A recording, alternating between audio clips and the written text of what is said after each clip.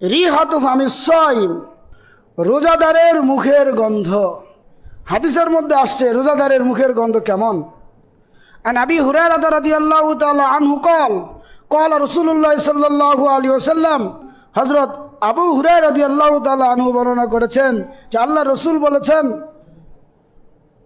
ওয়াল্লাযী নাফসু মুহাম্মাদিন বিয়াদিহি লাখুলুফু ফামিস সাইম আতয়াবু ইনদাল্লাহি মিন রিহিল মিসকি। আল্লাহ রাসূল বলেন, ওই সত্তার শপথ যার কুদরতি হাতে মুহাম্মাদের জীবন, অবশ্যই অবশ্যই রোজাদারের মুখের গন্ধ মিস্কের সুগন্ধির চেয়েও আল্লাহর কাছে অতি বেশি প্রিয়। তাহলে রোজাদারের মুখের গন্ধ আল্লাহ তাআলার কাছে অতি বেশি প্রিয়।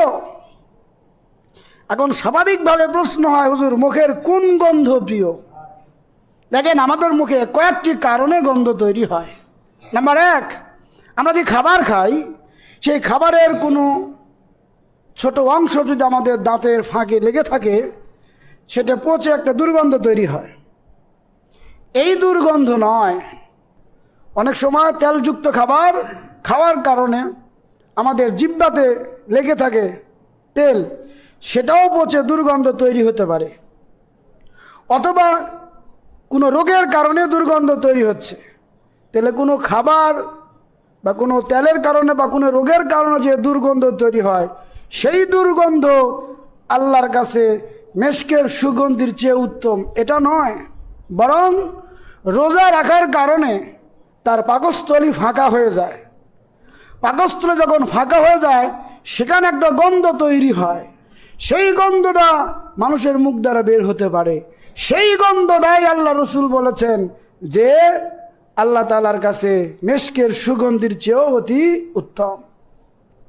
ভালো করে বুঝবেন, ইমাম নববী রহমাতুল্লাহ আলাইহি বলেছেন, এই গন্ধটা দুনিয়ার বিবেচনা যদিও অপছন্দনীয়, কিন্তু আখিরাতে এই গন্ধটা মর্যাদাবান হবে এবং আল্লাহ তাআলার কাছে প্রিয় হবে।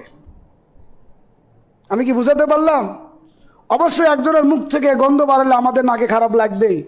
দুনিয়ার বিবেচনায় যদিও আমার আপনার কাছে খারাপ লাগতেছে, কিন্তু আখিরাতে অবশ্যই এটা মর্যাদাবান এবং আল্লাহ তাআলা নৈকট্য লাভের কারণ হবে। এই মুখের দুর্গন্ধ যেটা না খাওয়ার কারণে পেট থেকে তৈরি হয়েছে, এই গন্ধটাই তো প্রমাণ করে সে তো রোজাদার, সে আল্লাহর জন্য রোজা রাখতেছে। এই জন্য সেই গন্ধটা আল্লাহ তাআলার কাছে বেশি প্রিয়। কিন্তু খাবার দাঁতের গোড়ায় যদি পচে যায়, তেলের কারণে গন্ধ তৈরি হয়, রোগের কারণে গন্ধ তৈরি হয়, সেটা কি রোজার কারণে হলো না অন্য কারণে? অন্য কারণে গন্ধ তৈরি হলে হবে না।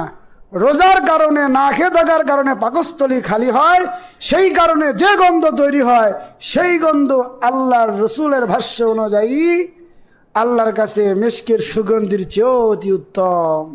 সম্মানিত সুধী, একটু জিনিস খেয়াল করেন, রোজা এমন একটা মহামান্বিত ইবাদত, এমন একটা গুরুত্বপূর্ণ ইবাদত, যেটার গন্ধ পর্যন্ত আল্লাহর কাছে প্রিয় হয়ে যায়। গন্ধ যদি আল্লাহর কাছে প্রিয় হয়ে যায়, তাহলে রোজাদার আল্লাহর কাছে কেমন প্রিয় হবে, এটা হিসাব করে কখনো যোগ করা সম্ভব নয়। আল্লাহই জানেন, আল্লাহই বুঝেন যে তার কাছে কি পরিমাণ মহাব্বতওয়ালা বান্দা হয়ে যায়।